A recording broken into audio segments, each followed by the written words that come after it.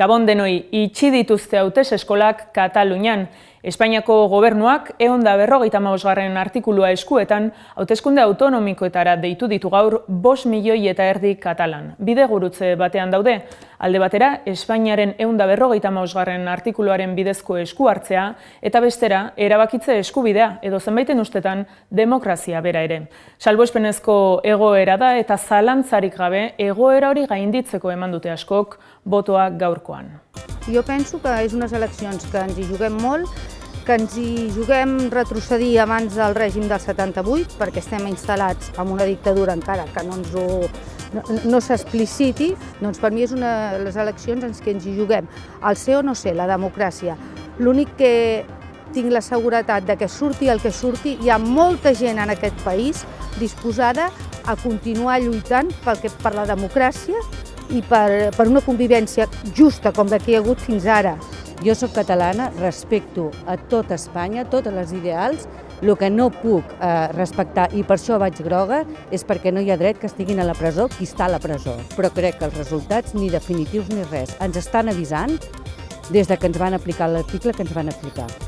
Salbuespenezko egoeraren isla da, besteak beste preso politikoen askatasuna eskatzen duten elkartasunezko lazo horiak edo mezuak non nahi ikusi ahal izan ditugula gaurko egunean zehar, baita Espainiako banderak ere. Hauteskundeen emaitzen zain gauden honetan, analisirako tartea hartuko dugu gaurko albistegian. Bi bloke irudika daitezke gaurko bozetan, bloke independentista batetik eta konstituzionalista bestetik, eta nola iritsi da bloke independentista hauteskundeotara. Zerrenda bateratua osatzearen ideia albo batera utzita, ERSek eta PDKtek nork bere aldetik egin dute bidea, eta horrek eragina izan du boto independentista eskuratzeko prozesuan ere, Gara egunkariko Beñat Zalduaren hitzetan. Bloke independentistaren barruan hasiko zirela, alaber, gertatu gartzen, hasiko zela lehia. Alare esan behar da, tonoa gutxi gora bera mantendu dela, gehien bat goizaldeko buruzagien artean eta hautagaien artean. Gerraren abiapuntua oso ona zen, horregatik gainera baztertu zuen lehenengo momentuan zerrenda bakarra, baina tira, egia da, euskaraz kartzelan jarraitzeak kalte handia egin dio, Robirak ez du pentsatzen maila eman, Arrimadasekin izan zuen buruko bat adibidez, eta ez zuen maila handia eman. Eta gero egia da, Junckerasen zerrendak funtzionatu duela, PDKt erabat alde batera utzi dute, erabat, eta presidentearen zerrenda da, bere moen arabera egindakoa, eta puntu bakarreko programa egin dute, dela bere buelta Kataluniara, Puigdemonten eta gobernuaren buelta Kataluniara. Baina egia da, balio izan diela, behintzat epika horri mantentzeko eta pixkat galduta noraezean zegoen oinarri soberanista hori, tentsio hori mantentzeko.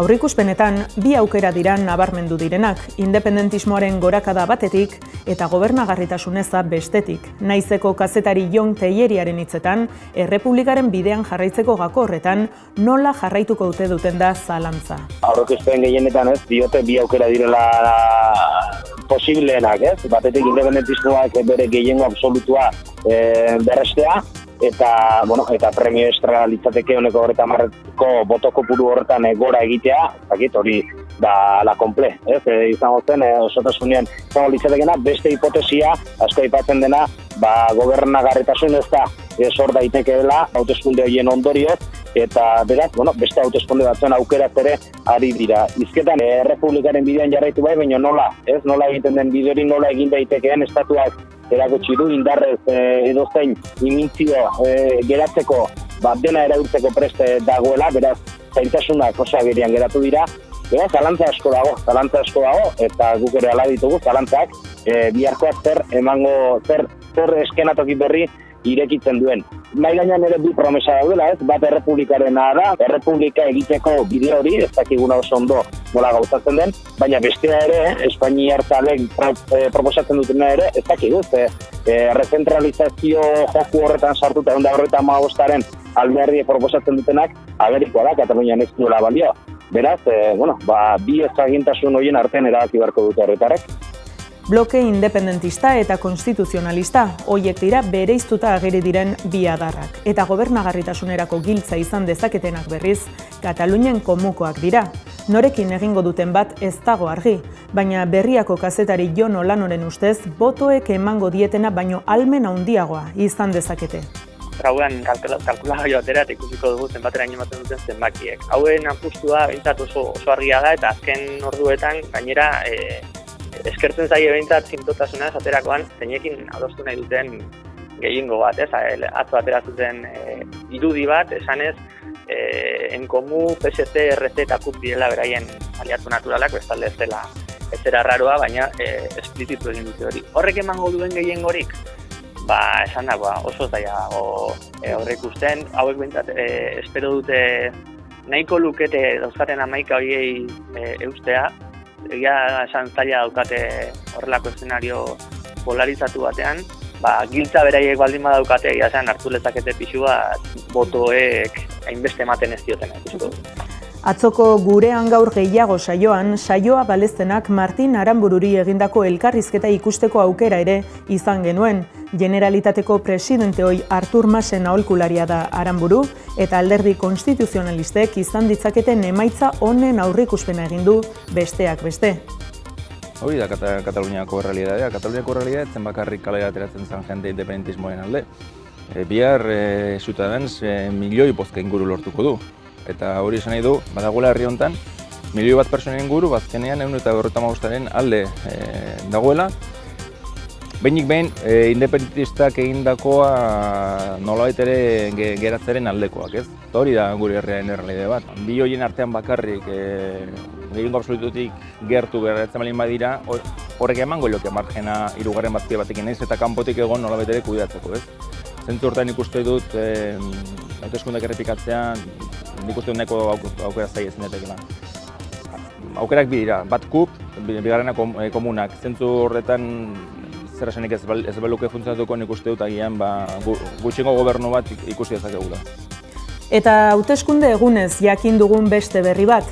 Guardia Zibilak 2013tik Bartzelonan egin diren diadako ekitaldiak prozesu subiranistaren kontrako auzian aintzat hartzeko eskatu diola Pablo Llarena epaileari. Artur Masen eta Carles Puigdemonten gobernuek eta ANSek eta Omniumek Espainiaren zapalkuntza modura ulertzen zuten horren kontra egiteko erabili zituztela dio, eta hori argudiatzen du ikerketan sartzeko. Bestalde, Altsasuko gazteek gaur 200 egun bete dituzte kartzelan. 2 guardia zibilekin eta euren bikotekidekin izandako liskarrean parte hartzeagatik terrorismo delitua egozten die Carmen Lamela epaileak eta 375 urtetik gorako zigor eskaria egin du fiskaltzak. Epaiketa apirilera arte atzeratu da. 200 egun betetzen dira gaur Altsasuko gazteak kartzeleratu zituztenetik, kaleko liskar baten ondorioz daude kartzelan eta epaiketa ez da 2018ko apirilera bitarte eginen. Orain dela gutxi pasu bat eman da eta ja erabaki da apirilean izango dela epaiketa eta orduan ja baduzu buruan helburu hori, ez? Altsasun bertan, Zubiondo elkarteari eraso diote aste honetan. Ikur falangista eta naziak pintatu dituzte eraikinaren kanpoaldean. Eta gaiez aldatuz, asteko izpidetako bat izan da tortura. Pako Etxeberria auzitegi medikuak eta Laura Pego zuzenbidean doktoreak EHUk Eusko Jaurlaritzarentzat egindako txostena aurkeztu baitute. Euskal Herritarrek jasandako 4.113 tortura kasu jaso dituzte, Araba, Bizkai eta Gipuzkoan salatutakoak. Torturak gurean izan duen tamainari hein batean neurria jartzeaz gain, ikerketaren emaitzek agerian utzi dute torturatzaileen inpunitatea. Amnesty International erakundeak ere sarri salatu izan du hori, eta ikerketaren emaitzen argitan ere gogora ekarri du Nazio Batuen erakundean zein Europako Kontseiluan dokumentatu izan dituztela Espainiako polizia indarrek egindako tratu txar eta tortura kasuak, eta estatuak ez dituela behar bezala ikertu. Martxelo Otamendi da polizia indarren eskutik tortura jasan duen Euskal Herritar hoietako bat, eta gurean gaur gehiago saioan izan genuen atzokoan. Egun Berriako zuzendaria dena, egunkaria auzian torturatu zuten, eta epaitutako txostenari pisua aitortu dio, baina aurkezpenean Jaurlaritzako ordezkari batzuen falta sumatu du.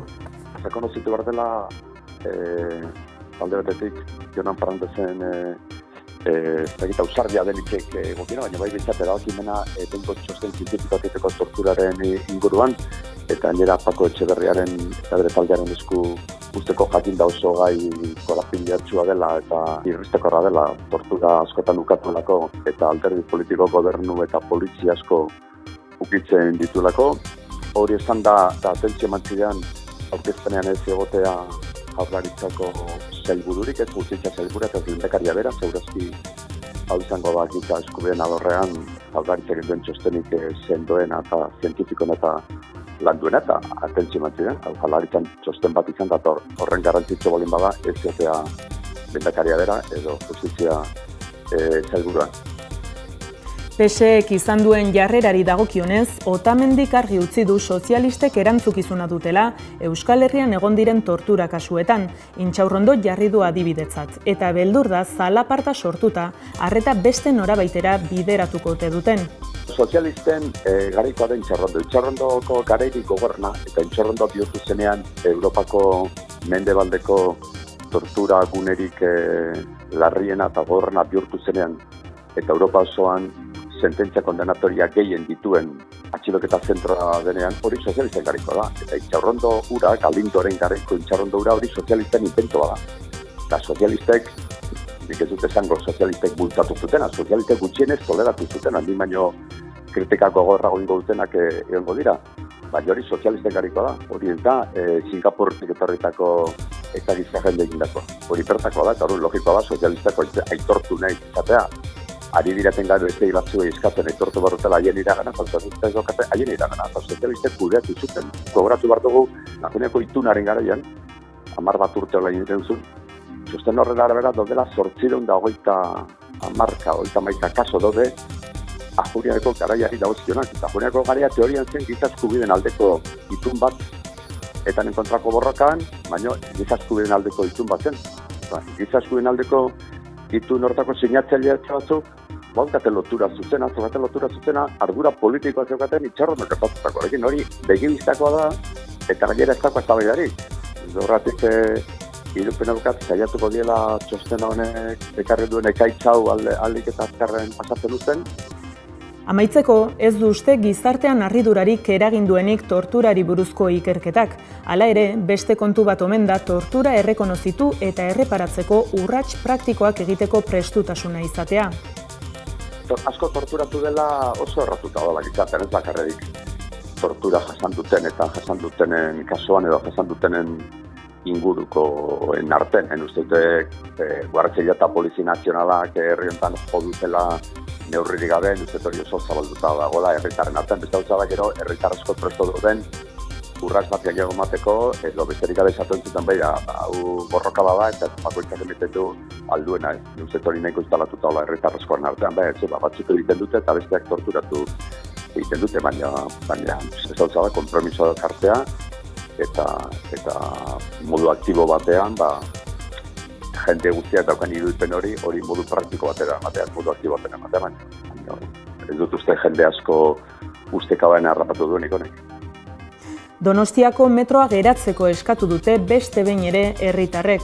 200 lagun inguruk Gipuzkoa plazatik udaletxerako bidea egin zuten atzo Ilunabarrean protestan eta metro pasantearen lanak geratzeko eskatu zuten.